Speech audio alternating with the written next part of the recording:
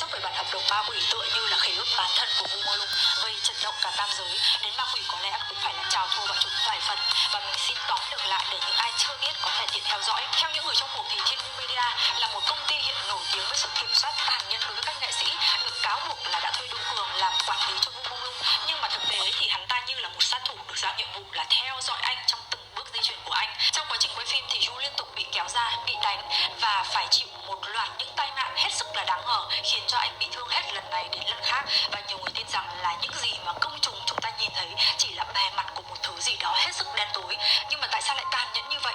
Bởi vì Vu Mô Lung đã ký cái mà người trong cuộc gọi là hợp đồng nô lệ. Một nữ điều hành dũng cảm tên là Tề Lệ Lệ, người từng làm việc tại Thiên Vu Media, đã tiết lộ một bản sao của hợp đồng kinh hoàng này trước khi cô bị công ty truy đuổi vì bảo vệ Ju. Và tài liệu này được cho là dựa trên sự công bằng, bình đẳng, tự nguyện, trung thực và uy tín.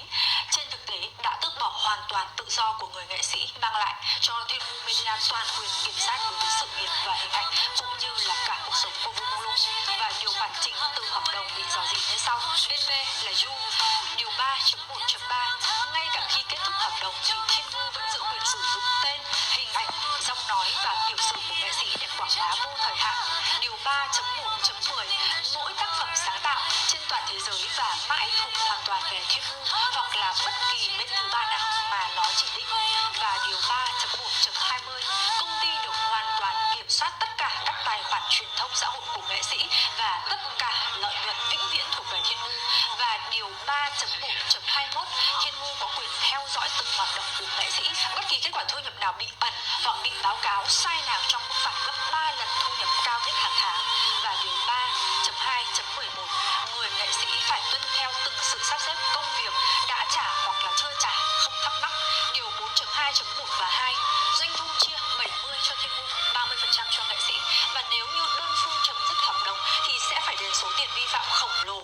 Và với cái công thức là thu nhập hàng tháng cao nhất của nghệ sĩ nhân với 12 tháng, sau đó lại nhân tiếp số năm còn lại trên hợp đồng, nhân tiếp với số tiền bồi thường dự án.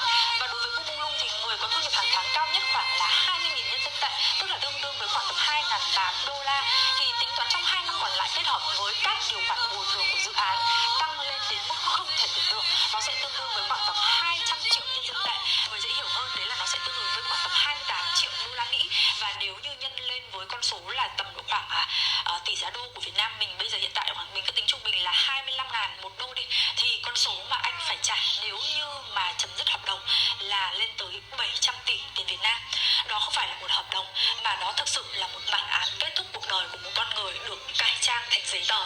Và nó là tột đỉnh của sự tham lam, sự độc ác, sự bất nhân. Làm sao một thứ như vậy có thể tồn tại trong thời đại của chúng ta? Và câu chuyện của Vu Mô Lung không chỉ là về một nghệ sĩ, nó là tấm gương phản chiếu mặt đen tối nhất của ngành giải trí Hoa ngữ. Và anh ấy đã trao tuổi trẻ, tài năng, cuộc sống của mình, và họ đã lấy đi tất cả